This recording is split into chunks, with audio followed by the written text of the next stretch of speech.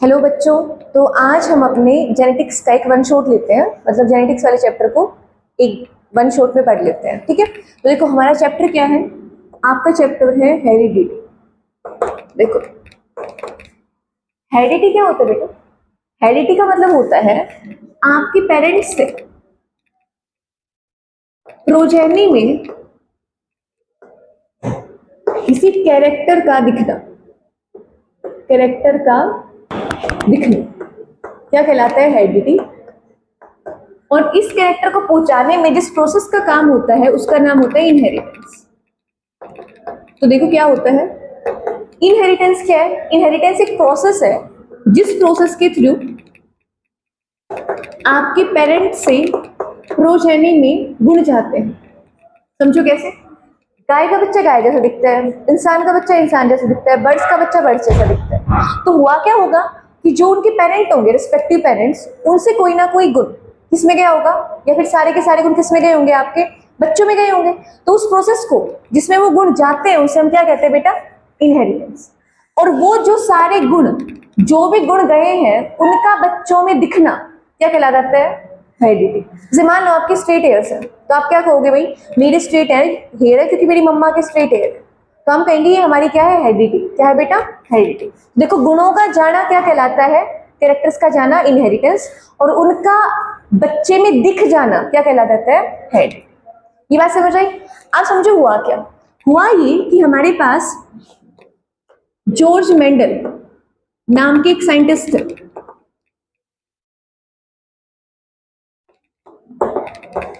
इन्हें बेटा father of genetics कहा जाता है। बेटा मैंने डिटेल वीडियोस बना दी है, ये वन शॉट में है। इन्हें फादर ऑफ जेनेटिक्स कहा जाता है। फादर ऑफ जेनेटिक्स मतलब पहले समझो जेनेटिक्स का मतलब क्या होता है। जेनेटिक्स वो ब्रांच है आपके साइंस की, वो ब्रांच जो कि आपके हेरिडिटी और इनहेरिटेंस को पढ़ती है। मतलब जेनेटिक्स वो ब्रांच है जिससे ये पता चलता है, जो ये पढ़ती है कि कैसे हेरिडिटी वर्क करती है, कैसे आपका इनहेरिटेंस वर्क करता है। तो फादर ऑफ जेनेटिक्स कहा जाता है किसको? जॉर्ज मेंडल को। जॉर्ज मेंडल कौन थे? जॉर्ज मेंडल एक मैथ के स्टूडेंट थे। वो एक चर्च में रहते थे और उन्होंने ना वहां पे, मतलब जब उन्होंने देखना शुरू करा तो उन्होंने देखा कि भाई जो आपके मटर के प्लांट्स हैं, तो उन्होंने बहुत सारे मटर के प्लांट्स देखे। उन्हें पता चला कि जहाँ पे एक खेत ऐसा है जहाँ पे छोटे मटर हैं, एक खेत ऐसा जहाँ पे बड़े मटर की हाइट है। तो इस तरीके से उन्होंने देखा कि कुछ ना कुछ ऐसा हो रहा है कि जहाँ पे जिस खेत में छोटे वाले मटर है ना, उसमें सारे छोटे मटर हैं, जिसमें बड़े मटर है मतलब बड़े हाइट है मटर की प्लांट्स की, उनमें सारों की बड़ी हाइट है। तो उन्हें लगा कि भाई ऐसा क्या होता होगा जिससे सबकी छोटी हाइट है, जिससे सबकी बड़ी हाइट है। तो उन्होंने अपना सब्जेक्ट, या फिर ऐसे रखो अपना मॉडल करा पी प्लांट को। मॉडल मतलब अपना एक्सपेरिमेंट का मॉडल बनाया उन्होंने पी प्लांट को, जिसका साइंटिफिक नेम है पाइसम स्टेवियम। बेटा ये क्वेश्चन आ जाता है, तो देखो कोई पूछ ले जॉर्ज मेंडल ने अपने एक्सपेरिमेंट के लिए कौन सा प्लांट यूज करा, तो हम कहेंगे पी प्लांट। पी प्लांट का साइंटिफिक नेम मतलब साइंस के अकॉर्डिंग इसका नाम क्या है? पाइसम स्टेवियम। पाइसम स्टेवियम यूज करने के मतलब इस पी प्लांट को यूज करने के उसके पास कुछ रीजन थे। पहला रीजन ये था बेटा कि आपका जो ये प्लांट है इसकी जो लाइफ साइकिल थी, लाइफ साइकिल मतलब वो शॉर्ट थी, मतलब ये जल्दी से आपको प्लांट के प्रोडक्ट बना के दे देता था। आप ऐसा प्लांट यूज करो अपने एक्सपेरिमेंट के लिए तो 2 साल में प्लांट बनाए नया, या ऐसा करो जो कुछ महीने में बना दे, तो किसको यूज करोगे? जिसको कुछ महीने में क्या देना पड़े? फ्रूट्स देने पड़े। दूसरा, आपको इस पी प्लांट में 7 कैरेक्टर्स देखने को मिले जो कि डिस्टिंक्ट थे। डिस्टिंक्ट मतलब 7 ऐसे गुण, मैं समझाऊंगी एक बार, अभी सुन लो। 7 ऐसे गुण जो कि एक दूसरे से बिल्कुल अलग दिखते थे, जिनको पहचानना क्या था, थोड़ा आसान था। और इन 7 कैरेक्टर्स के इन्हें 14 ट्रेट देखने को मिले। अभी इतना याद कर लो, बाद में देखते हैं, ठीक है? 7 कैरेक्टर्स कितने ट्रेट देखने को मिले? इन्हें 14 ट्रेट देखने को मिले। इसके अलावा बेटा आपके यहाँ पे पी प्लांट में आर्टिफिशियल हाइब्रिडाइजेशन करवाया जा सकता था। आर्टिफिशियल हाइब्रिडाइजेशन करवाया जा सकता था। आर्टिफिशियल हाइब्रिडाइजेशन का मतलब ये जो पी प्लांट था, ये जो पी प्लांट था इसके पास मेल और फीमेल दोनों पार्ट थे। तो हमने क्या करा, ये एक प्लांट लिया, ठीक है, और दूसरा ये प्लांट लिया। इसका हमने मेल वाला पार्ट हटा दिया, इसका हमने फीमेल वाला पार्ट हटा दिया। ठीक है, देखो पहले तो हाइब्रिडाइजेशन कैसे होता था, मेल और फीमेल पार्ट इसी में है, तो ये साथ साथ क्या करते थे, पोलिनेशन करवा के अपना नया प्लांट बना लेते थे। आर्टिफिशियल का मतलब हमने आर्टिफिशियली ये प्लांट लिया और ये प्लांट लिया, एक का मेल वाला पार्ट उड़ा दिया, एक का फीमेल वाला पार्ट उड़ा दिया। उड़ाने के बाद अब हमने मेल वाले पार्ट से फीमेल वाले पार्ट पे अगर पोलन ग्रेन डाले तो हमारे पास पौधा क्या बनेगा, थोड़ा सा नया बन जाएगा। हो ये रहा था कि जो आपके छोटे वाले प्लांट थे वो जो हाइब्रिडाइजेशन पोलिनेशन करते थे वो अपने छोटे वाले प्लांट के साथ करते थे, तो बेबीज कैसे आ गए थे, सारे छोटे आ गए थे। पर हुआ ये, इसमें हमने आर्टिफिशियल हाइब्रिडाइजेशन के थ्रू ये करा, एक छोटा प्लांट ले लिया उसका मेल पार्ट हटा दिया, एक लंबा प्लांट ले लिया उसका फीमेल पार्ट हटा दिया, और फिर क्या करा हमने, पोलन ग्रेन्स को दूसरे प्लांट पे छिड़क दिया। अब जो नया पौधा आएगा वो क्या आएगा, दोनों का मिक्सचर आएगा। क्या आएगा, दोनों का मिक्सचर। तो ये सब एक्सपेरिमेंट कर सकते थे ना, इसीलिए उसको क्या यूज करा गया, आपका पी प्लांट यूज किया गया। कोई आपसे पूछ ले पी प्लांट क्यों यूज करा गया, तो इसलिए आप उसको समझ सकते हो। ठीक है, अब हम समझेंगे कि जो हम थोड़े बहुत शब्द बोल रहे हैं इसमें वो, वैसे तो मैंने पूरा इंट्रोडक्शन का एक क्लास लिया है जिसमें मैंने सब बताया, तो मैं आपको अभी जनरली बता रही हूँ। कैरेक्टर्स क्या होते हैं, बस कैरेक्टर समझे। कैरेक्टर्स क्या होते हैं, कैरेक्टर्स का मतलब होता है कोई गुण।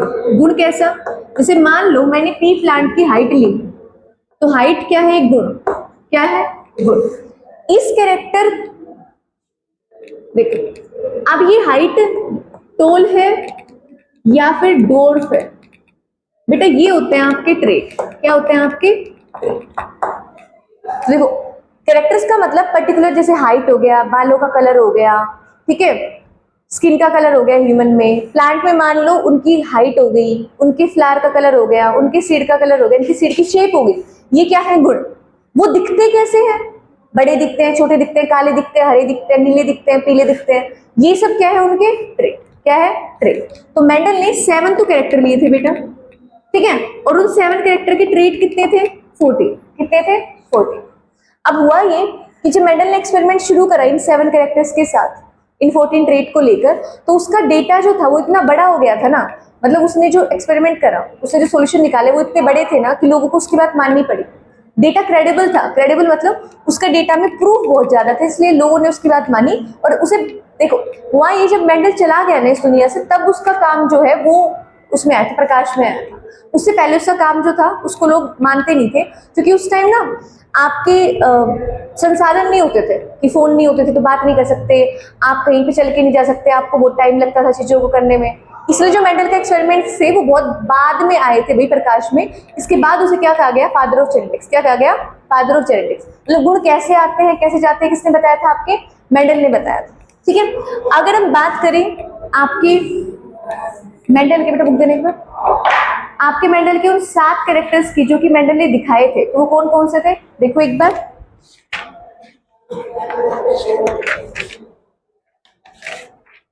देखो मेंडल ने आपके 7 कैरेक्टर्स लिए थे। एक था सीड शेप, अगला था सीड कलर, फ्लावर कलर, पोड shape, pod colour, flower position और स्टेम हाइट। ये कैरेक्टर थे। इन कैरेक्टर के ट्रेट, मतलब ये कैरेक्टर दिख कैसे रहे थे, अगर मैं सीड शेप की बात करूं तो राउंड और रिंकल्ड था, अगर मैं सीड कलर की बात करूं तो येलो और ग्रीन था, अगर मैं फ्लावर कलर की बात करूं तो वायलेट और व्हाइट था, अगर मैं पोड शेप की बात करूं तो फुल और कंस्ट्रक्टेड था, अगर मैं पोड कलर की बात करूं तो ग्रीन और येलो था, फ्लावर पोजीशन की बात करूं तो एक्सियल और टर्मिनल था, और स्टेम हाइट की बात करूं तो टोल और डोर। अब इसमें एक बात याद रखना, जिस भी कैरेक्टर के किसी ट्रेट को मैं कैपिटल लेटर से दिखाती हूँ, किस लेटर से दिखाती हूँ बेटा, कैपिटल लेटर से, तो वो ट्रेट करता है डोमिनेंट। क्या करता है, डोमिनेंट। डोमिनेंट का मतलब क्या होता है, जो अपने साइड में बैठे चीज को दिखने ही ना दे, ठीक है। और जिसे मैं स्मॉल लेटर से, किससे, स्मॉल लेटर से डिनोट करती हूँ, वो होगा रिसेसिव। क्या होगा बेटा, रिसेसिव। रिसेसिव का मतलब जो अपने आप को दिखा ही ना सके। देखो समझो, मान लो मैंने ये कैपिटल लेटर लिखा है, चलो ऐसे लिया मैंने, कैरेक्टर लिया हाइट, कैरेक्टर क्या लिया मैंने, हाइट। इस कैरेक्टर के 2 ट्रेट ले ली, 2 ही ट्रेट थे ना, क्या तो बड़ी हाइट थी या फिर छोटी हाइट थी, तो मैं बड़ी हाइट को दिखाती हूँ कैपिटल टी से, स्मॉल हाइट को दिखाती हूँ स्मॉल टी से। अगर मान लो किसी प्लांट में ये दोनों साथ आ गए, ठीक है, तो ये कंडीशन है हेटेरोजाइगस। कौन सी कंडीशन है बेटा, हेटेरोजाइगस, हेटेरोजाइगस का मतलब जब दोनों लेटर्स क्या हो, अलग अलग हो। कैसे हो? अलग अलग। अब इस हेटेरोजाइगस कंडीशन में जो लेटर कैपिटल में है ना, वो लेटर के अंदर जो गुण है, जो भी ट्रेट है, वो अपने आप को पूरी तरह दिखाएगा। तो कैपिटल टी किस लिए है? टोलाइट के लिए। और स्मॉल टी किसके लिए है? ड्वार्फाइट के लिए। तो कैपिटल टी का मतलब डोमिनेट। क्या है? डोमिनेट। इसका मतलब टोलनेस क्या करेगी? डोमिनेट करेगी, इसको दिखने ही नहीं देगी। तो प्लांट कैसे दिखेगा आपको? टोल। कैसे दिखेगा? टोल। अगर किसी प्लांट को ड्वार्फ दिखना है तो उसमें क्या होना चाहिए? स्मॉल टी और स्मॉल टी साथ होने चाहिए। क्या होने चाहिए? स्मॉल टी और स्मॉल टी साथ होने चाहिए। तो देखो मैं क्या कह रही हूँ, मैं आपको सिर्फ इतना बता रही हूँ कि कैरेक्टर के जो ट्रेट होते हैं, जिस ट्रेट को हम कैपिटल्स में लिखते हैं वो हमेशा डोमिनेटिव होते हैं, और जिसको हम स्मॉल में लिखते हैं उसको हम क्या बोलते हैं? रिसेसिव होते हैं। डोमिनेटिव का मतलब जब ऐसी हेटेरोजाइगस कंडीशन आए, मतलब जब दोनों लेटर्स अलग अलग हो, ऐसी कंडीशन में आपका जो कैपिटल है उसका जो भी गुण है, जो भी ट्रेट है, वो क्या करेगा? अपने आप को डोमिनेट करेगा, दूसरे को दिखने नहीं देगा। तो यहाँ पे कैपिटल टी क्या है? टोल। यहाँ पे स्मॉल टी क्या है? ड्वार्फ। तो ये वाला प्लांट कैसे दिखेगा आपको? टोल। क्या दिखेगा? टोल। और अगर मेरे को स्मॉल प्लांट दिखाना है तो वो क्या होना चाहिए? Small T small. ठीक है, तो देखो अब हम सीधे चलते हैं आपके मेंडल के क्रॉस पर। देखो मेंडल ने क्या करा? मेंडल ने बेटा सबसे पहले प्लांट उठाए थे। क्या उठाए थे? प्लांट। वो लेके आया एक बड़ा प्लांट, एक छोटा प्लांट, दोनों को साथ में रख दिया। साथ में रखने के बाद एक प्लांट का मेल पार्ट उड़ा दिया, एक का फीमेल पार्ट उड़ा दिया, और उनका पोलिनेशन करवा दिया। क्या करवा दिया? पोलिनेशन। अब जो नए पौधे आए उसने वो देखे, तो जब वो देखता रहा ना पौधों को, तो उसने उन्हें मैथमेटिकल फॉर्म में निकालना शुरू कर दिया। मतलब रियलिटी में उसने पौधे देखे थे, पौधे देखने के बाद उनको मैथमेटिकल फॉर्म में निकाला था। इसके लिए सबसे पहला क्रॉस समझना एक बार, वो है आपका मोनोहाइब्रिड क्रॉस। कौन सा बेटा? Monohybrid cross. मोनोहाइब्रिड क्रॉस में आप कोई एक कैरेक्टर लेते हो। क्या लेते हो बेटा? एक कैरेक्टर। मतलब एक ऐसा प्लांट जिसमें सिर्फ एक कैरेक्टर अलग हो, बाकी के 6 कैरेक्टर क्या हो? सेम। बाकी एक कैरेक्टर क्या हो? थोड़ा सा अलग अलग हो। तो देखो कैसे। मोनोहाइब्रिड क्रॉस में उसने लिया बेटा प्योर टोल प्लांट। क्या लिया? Pure tall. एक प्लांट लिया प्योर डोर्फ। क्या लिया? Pure dwarf. तो प्योर टोल का मतलब capital T, capital T. Pure dwarf का मतलब पूरी तरह हर जनरेशन में वो छोटा प्लांट था, ये वाला प्लांट हर जनरेशन में क्या था? बड़ा। तो प्योर टोल का मतलब कैपिटल टी डोमिनेट, और प्योर डोर्फ का मतलब स्मॉल टी स्मॉल। अब क्या हुआ बेटा? गैमेट फॉर्मेशन हुआ। गैमेट फॉर्मेशन का मतलब होता है कि ये दो जो पेयर है, क्या है? ये दोनों पेयर। ये दोनों पेयर जब आपके गैमेट फॉर्मेशन में जाएंगे तो ये दोनों एक दूसरे पे कोई इफेक्ट नहीं डालेंगी, ये दोनों एक दूसरे को अलग होने देंगी। क्या होने देंगी? अलग। देखो यहां से ये अलग हो गया, यहां से ये अलग हो गया, यहां पे सेम ये अलग हो गया और ये अलग हो गया। ठीक है, अब तुम इनका क्रॉस करो। क्रॉस कैसे करते हैं? देखो सबसे पहले आप इस प्लांट को यहां पे लिखते हो ऊपर, इस प्लांट को यहां पे रखते हो। ठीक है, फिर ऐसे क्रॉस करते हो, ये वाला इसके साथ, ये वाला इसके साथ, और ये वाला इसके साथ। तो तुम्हें एक ही तरह का प्लांट देखने को मिला। हमने कहा था जब हेटेरोजाइगस कंडीशन में दोनों लेटर्स एक साथ आ जाए तो जो कैपिटल में है वो अपना गुण दिखाएगा। तो कैपिटल में क्या है? Capital T. और ये क्या दिखाता है? टोलनेस। तो सारे प्लांट आपके पास क्या आएंगे? टोल। क्या आएंगे बेटा? टोल। इसको बोलेंगे F1 जनरेशन। क्या बोलेंगे? F1 final one generation. और ये है आपका पुनेट स्क्वायर। कैसा स्क्वायर है? Punnett square. अब देखो मेंडल ने देखा कि अच्छा मेरे पास तो सारे पौधे ही बड़े आ गए हैं, तो उसने सोचा जब मैंने छोटा पौधा भी यूज करा था तो कोई बच्चा जो आए हैं, जो भी बच्चे आए हैं प्लांट के, वो छोटे क्यों नहीं है, सारे बड़े कैसे? तो उसने सोचा अच्छा यहाँ पे क्या हुआ। तो ये देखने के लिए उसने क्या करा, जो ये प्लांट आए थे ना, बेबी प्लांट्स आए थे, इनको पकड़ा, सारों को पास पास रख दिया, इनमें पोलिनेशन करा दिया। फिर उसके पास कुछ नए पौधे देखने को मिले। और देखो कैसे मिले। इसके बाद आपके पास अगला पॉइंट आता है, उसने क्या करा? F1 जनरेशन के प्लांट उठाए इस तरीके से, सारे प्लांट F1 जनरेशन में ऐसे आए हुए। अब इनका भी क्या करा दिया? सेल्फिंग। सेल्फिंग मतलब ये भाई बहन है एक तरीके से, तो सेल्फिंग करा दी। तो सेल्फिंग में देखो फिर से गैमेट बनेंगे। तो इसका गैमेट क्या बना? ये 2 गैमेट बने। इसके गैमेट क्या बने? ये 2 गैमेट बने। ठीक है, अब गैमेट से बच्चे कैसे बन सकते हैं? देखो फिर से हम स्क्वायर बनाएंगे, पुनेट स्क्वायर। इन दोनों को यहां रखेंगे और इन दोनों को यहाँ रख दिया। अब करो इसका और इसको, ठीक है। अब इसको और इसको, अब इसको और इसको और इसको, ठीक है। देखो कैपिटल टी पहले इसके साथ, फिर इस कैपिटल टी को इसके साथ, स्मॉल टी को पहले इसके साथ, स्मॉल टी को फिर इसके साथ। अब देखो तुम्हारे पास क्या देखने को मिला। देखो इस कंडीशन में जो प्लांट बनेगा वो कैसा बनेगा, टोल। इसमें कैसे बनेगा, टोल। इसमें कैसे बनेगा, टोल, क्योंकि सब में क्या हुआ है, एक कैपिटल टी आया हुआ है। इसमें कैसा देखने को मिल रहा है आपको, स्मॉल टी, तो प्लांट कैसा होगा, डोर। तो आपके पास फिनोटिपिक रेशियो, ये आपकी F2 जनरेशन आ गई बेटा। फिनोटिपिक रेशियो, फिनोटिपिक रेशियो का मतलब जो प्लांट आपको देखने को मिल रहे हैं उनकी शक्लें कैसी है, वो दिख कैसे रहे, वो क्या होगा 3:1, क्योंकि ये भी टोल, ये भी टोल, ये भी टोल, ये क्या, डोर। तो फिनोटिपिक रेशियो कितना होगा बेटा, 3:1। तो मोनोहाइब्रिड क्रॉस का सीधा फिनोटिपिक रेशियो कितना होता है, 3:1। क्या होता है, 3:1। और जीनोटिपिक रेशियो, कौन सा रेशियो बेटा, जीनोटिपिक रेशियो। जीनोटिपिक का मतलब इन प्लांट के अंदर का कंपोजिशन क्या है, उसे कहते हैं जीनोटाइप। क्या कहते हैं, जीनोटाइप। जीनोटिपिक रेशियो क्या होगा, ये प्लांट प्योर है, ये भी प्लांट प्योर है, और ये दोनों प्लांट कैसे, हेटेरोजाइगस। कैसे है बेटा, हेटेरोजाइगस। तो रेशियो होगा 1:2:1। 1 प्योर टोल, 1 प्योर ड्रोव, 2 कैसे आपके पास, हेटेरोजाइगस।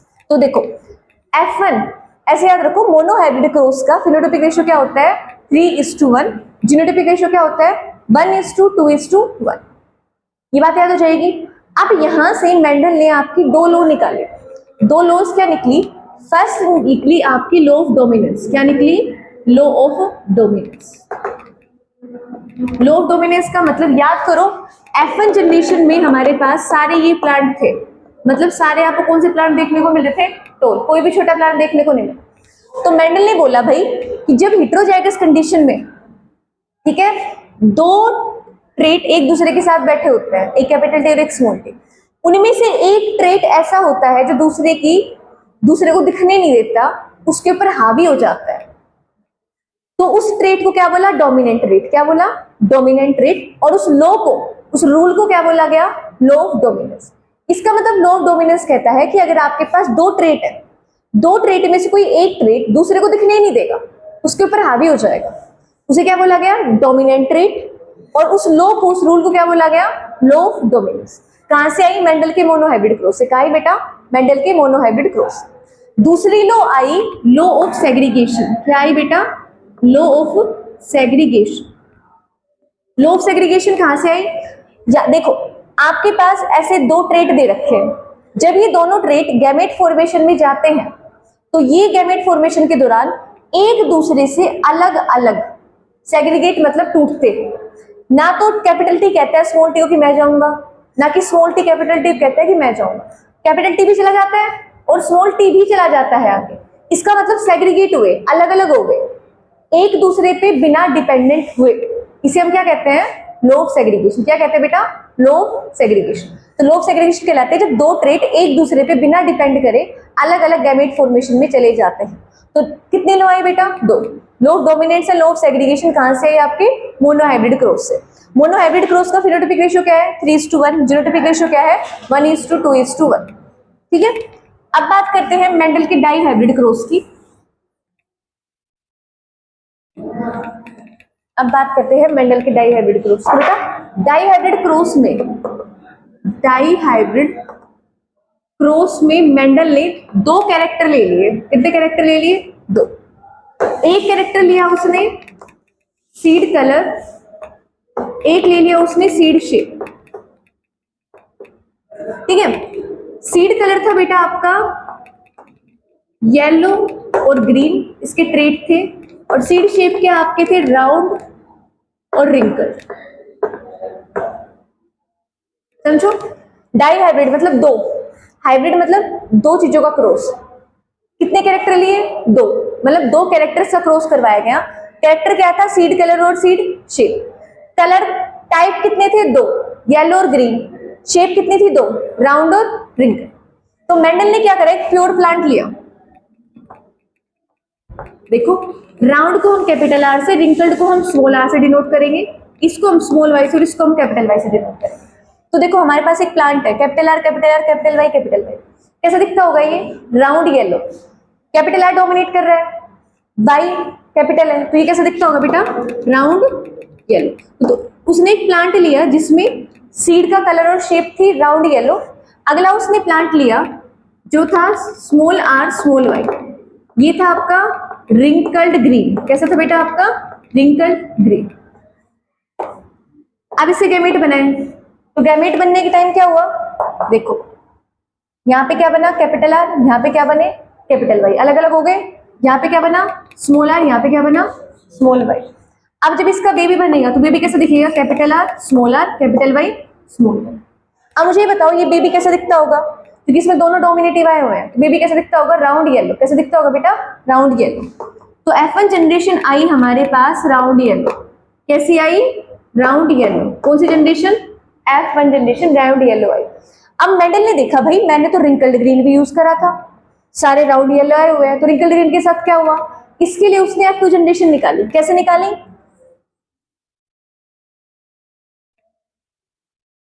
उसने इन प्लांट्स को सेल्फ करवा दिया। क्या करवा दिया? सेल्फिंग। अब इसे गैमेट बनाओ। देखो गैमेट कैसे बनाते हैं। सबसे पहले आप इस कैपिटल आर को कांस्टेंट रख लो, एक बार इसके साथ कैपिटल वाई लगा दो और एक बार इसके साथ स्मॉल वाई लगा दो। अगली बार आप क्या करो? इस स्मॉल आर को कांस्टेंट रख दो, एक बार इसके साथ कैपिटल वाई लगा दो, एक बार इसके साथ स्मॉल वाई लगा दो। तो ये गैमेट बन गए इसके चार। इसे गैमेट कैसे बनेंगे? सेम, कैपिटल आर को कांस्टेंट रख के एक बार कैपिटल वाई लगा दो, एक बार स्मॉल वाई लगा दो, फिर स्मॉल आर को कांस्टेंट रख के एक बार कैपिटल वाई लगा दो, एक बार स्मॉल वाई लगा दो। ठीक है। अब गैमेट से बेबी बनाने का तरीका, पुनेट स्क्वायर बना लो। क्या बना लो? Punnett square.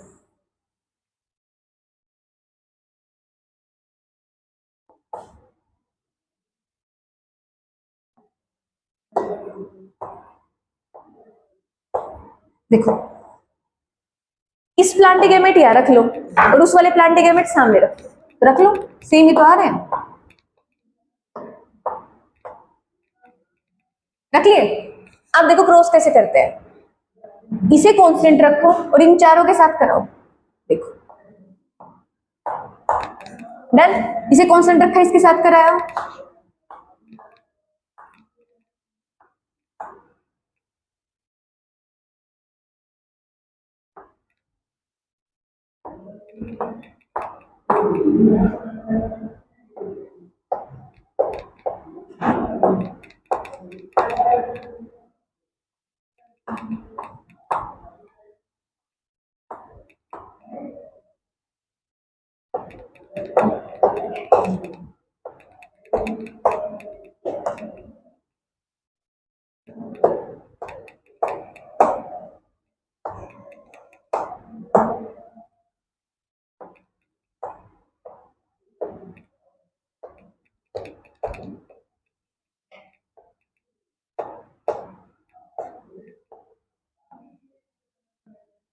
हमारे पास 16 बच्चे हैं। कितने बच्चे हैं? 16। अब हम 16 का फिनोटिपिक रेशियो देखेंगे। फिनोटिपिक मतलब ये आपको दिख कैसे रहे हैं, दिख कैसे रहे हैं। देखो यहाँ पे कैपिटल आर है, कैपिटल वाई है, बेबी कैसे बनना चाहिए? राउंड और येलो। कैसे बनना चाहिए? Round yellow. तो राउंड येलो 1, यहाँ पे भी कैपिटल आर है, कैपिटल वाई है, राउंड येलो 2, यहाँ पे भी 3, ये भी 4, यहाँ पे भी आर वाई है 5, R Y 6, R Y 7, R Y 8, R Y 9। ये नहीं,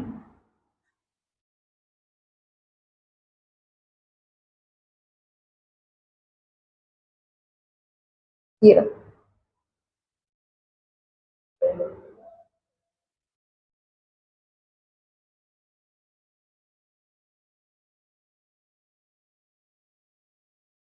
नाइन। तो देखो 9:3:3:1। देखो 9 हमें देखने को मिलेंगे इसके अंदर आपको राउंड येलो। क्या देखने को मिलेंगे? Round yellow. राउंड येलो की पहचान कैसे करोगे बेटा? जिसमें आपके पास कैपिटल आर और कैपिटल वाई साथ में होंगे, जिसमें इस डब्बे के अंदर आपके पास कैपिटल बार और कैपिटल वाई साथ में होंगे ना, उसे हम क्या कहेंगे, राउंड येलो। एक देखने को मिलेगा आपको रिंकल्ड ग्रीन, क्या देखने को मिलेगा आपको, रिंकल्ड ग्रीन। रिंकल्ड ग्रीन कैसे, जहां पे आपके पास सिर्फ स्मॉल आर और सिर्फ स्मॉल वाई होंगे ना, वो आपको कैसे देखने को मिलेंगे, रिंकल्ड ग्रीन। कितने हैं वो, एक। और 3 आपको देखने को मिलेंगे रिंकल्ड येलो। कैसे देखने को मिलेंगे, रिंकल्ड येलो। कैसे देखोगे, जहां पे आपके पास स्मॉल आर और कैपिटल वाई दिख जाए ना एक भी, वो सारे कैसे होंगे, रिंकल्ड येलो। और आपको देखने को मिलेंगे 3 राउंड ग्रीन। क्या देखने को मिलेंगे, राउंड ग्रीन। राउंड ग्रीन कैसे देखोगे आप, जहां आपको कैपिटल आर, ठीक है, और ग्रीन के लिए आपको स्मॉल वाई देखने को मिल जाएगा ना, उसे हम क्या बोलेंगे, आपका राउंड ग्रीन। तो देखो आपके पास यहाँ पे फिनोटिपिक रेशियो क्या आया, फिनोटिपिक मतलब वो रेशियो, फिनोटिपिक का मतलब होता है जो प्लांट्स आपको आंखों से देखने को मिले। तो आपको कैसे देखने को मिले, 9 तो आपको ऐसे देखने को मिले जिनके सीड क्या है, राउंड येलो। 3 देखने को मिले जिसके सीड क्या है, रिंकल्ड येलो। 3 देखने को मिले जिसके सीड क्या है, राउंड ग्रीन। और 1 देखने को मिला जिसका सीड क्या है, रिंकल्ड ग्रीन। मैंने आपको बता दिया है कि आप किस तरीके से इस बॉक्स में चेक करोगे कौन सा कैसा दिखता है। तो ये क्या होगा, इसका फिनोटिपिक रेशियो। कोई तुमसे पूछ ले डाई हाइब्रिड क्रॉस का फिनोटिपिक रेशियो क्या होता है, तुम क्या बताओगे, 9:3:3:1। सीधा क्वेश्चन आता है बेटा ऐसे, ठीक है। अब यहां से एक और लो निकलने को आई, लो का नाम था लो ऑफ सेग्रीगेशन। क्या नाम था बेटा, sorry, law of independent assortment. क्या है बेटा, law of independent assortment. Law of independent assortment है, क्या मतलब है बेटा, जब हमारे पास 2 कैरेक्टर्स दिए हुए हैं, कितने कैरेक्टर्स दिए हुए हैं, 2। तो बेटा दोनों कैरेक्टर्स जब गैमेट फॉर्मेशन में जाएंगे तो ये कैरेक्टर इसको कुछ नहीं बोलेगा और ये कैरेक्टर इसको कुछ नहीं बोलेगा, ये इंडिपेंडेंटली किस में चले जाएंगे, आपके गैमेट में बनने चले जाएंगे। मतलब ये नहीं कहेगा कैपिटल आर वाई को कि भाई मैं चला जाता हूँ तू रहने दे, कैपिटल वाई नहीं कहेगा कैपिटल आर को कि मैं चला जाता हूँ तू रहने दे। ये इंडिपेंडेंटली एक दूसरे से क्या हो जाएंगे, अलग। किस दौरान, गैमेट फॉर्मेशन के दौरान। क्या बोला गया इस लो को, लो ऑफ इंडिपेंडेंट असॉर्टमेंट। क्या बोला गया बेटा, लो ऑफ इंडिपेंडेंट मतलब एक दूसरे के बिना हेल्प के, असॉर्ट मतलब अलग अलग हो जाना। कहां से आएगी, आपके डाई हाइब्रिड क्रॉस। इसे क्या बोला गया, लो ऑफ इंडिपेंडेंट असॉर्टमेंट बोला गया, ठीक है। अब आपका लास्ट टॉपिक ये है कि आपकी सेक्स डिटर्मिनेशन आता है बेटा। सेक्स डिटर्मिनेशन क्या होता है, किसी भी ऑर्गेनिज्म का जो जेंडर है वो कैसे पता चलेगा। तो हमने कहा जो सेक्स डिटर्मिनेशन होता है वो बहुत सारे फैक्टर्स पे डिपेंड करता है। एक फैक्टर हमने बोला कि आपका इन्वायरमेंटल फैक्टर,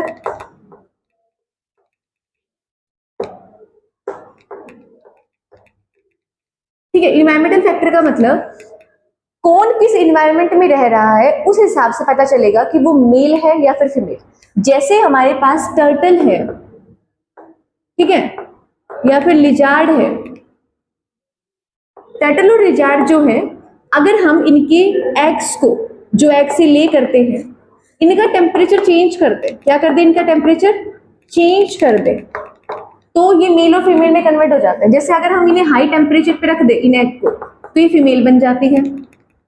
अगर हम इन्हें लो टेम्परेचर पे रख दे तो ये क्या बन जाते हैं, मेल।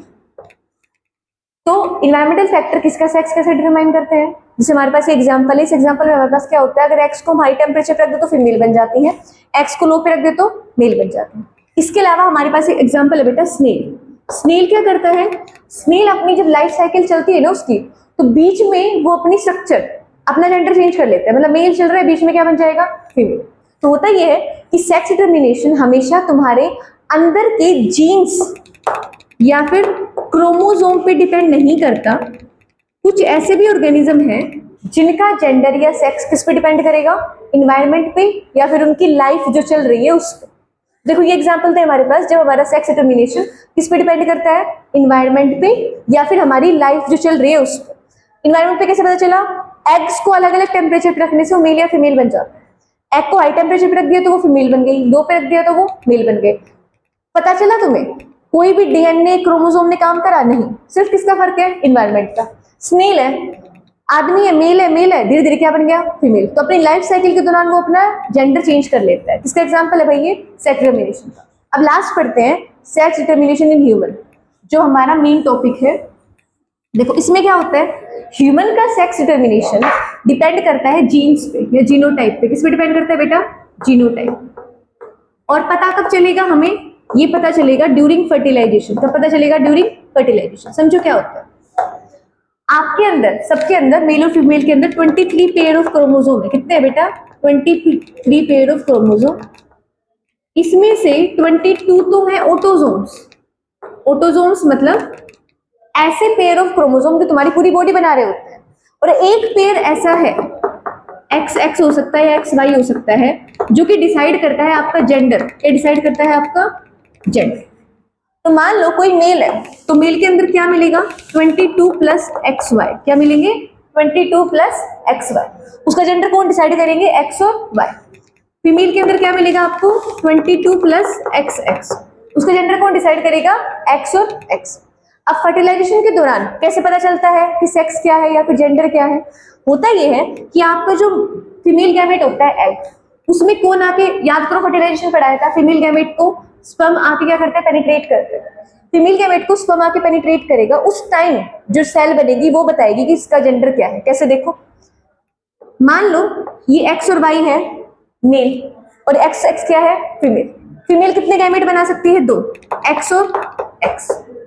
तो फीमेल तो हमेशा क्या ही बना रही है? X gamete. मेल कितने गैमेट बना सकता है? एक्स और वाई। तो फीमेल के अंदर हमेशा फैलोपियन ट्यूब में क्या रहेगा? एक्स गैमेट रहेगा। अब जब मेल अपने स्पर्म डालेगा तो आधे स्पर्म कैसे होंगे? एक्स, आधे कैसे होंगे? वाई। तो देखो फीमेल तो हमेशा अपने को क्या देगी? एक्स। मेल क्या कर सकता है? वाई स्पर्म भी दे सकता है और एक्स स्पर्म भी दे सकता है। तो अगर फीमेल के एक्स एग के साथ वाई वाले स्पर्म आके मिल गए, फर्टिलाइजेशन हो गया, तो बनेगा मेल। क्या बनेगा बेटा? मेल। और अगर फीमेल का जो एक्स है उसके साथ एक्स वाले स्पर्म आके जुड़ गए तो क्या बनेगी? फीमेल। क्या बनेगी? फीमेल। तो हमारा जो सेक्स डिटर्मिनेशन है ह्यूमंस का, वो किसके थ्रू होता है? क्रोमोसोम के थ्रू, जीनोटाइप के थ्रू। और कैसे होता है? अगर आपका फीमेल में हमेशा कौन सा गैमेट होता है? एक्स। कौन सा होता है? एक्स। मेल में कितने गैमेट होते हैं? एक्स और वाई। ठीक है, अगर वाई आ रहा है एक्स के साथ तो मेल बन जाता है, एक्स आ गया तो फीमेल बन जाती है। इसका मतलब जो जेंडर होता है बच्चे का, वो किस पे डिपेंड करता है? आपके मेल पे डिपेंड करता है। क्यों? फीमेल में तो हमेशा क्रोमोसोम मतलब गैमेट कौन सा रहेगा? एक्स। मेल में कौन से होते हैं? एक्स और वाई दोनों होते हैं। तो डिपेंड करेगा मेल का कौन सा गैमेट आया है, इस पे डिपेंड करेगा कि आपके बच्चे का जेंडर क्या है। तो कई मैंने आपको इसके बहुत इंपॉर्टेंट क्वेश्चंस कराए थे, वीडियो में देखना एक बार। उसमें बार बार मैं ये बता रही थी आपको कि किस तरीके से स्टेटमेंट आई हुई है कि जेंडर डिपेंड करता है मेल पे, जेंडर डिपेंड करता है मेल पे। तो कैसे करता है? क्योंकि मेल कितने गैमेट देता है? 2, एक्स और वाई। फीमेल कितने देती है? एक्स, सिर्फ एक। तो फीमेल का तो हमेशा क्या रहेगा? एक्स। मेल का गैमेट डिपेंड करेगा कि बच्चा कैसा आएगा। ठीक है बेटा, तो आपका ये चैप्टर आज कंप्लीट हुआ। हमने इसका वन शॉट ले लिया है। एक बार इसके इंपॉर्टेंट क्वेश्चन देख लेना बेटा।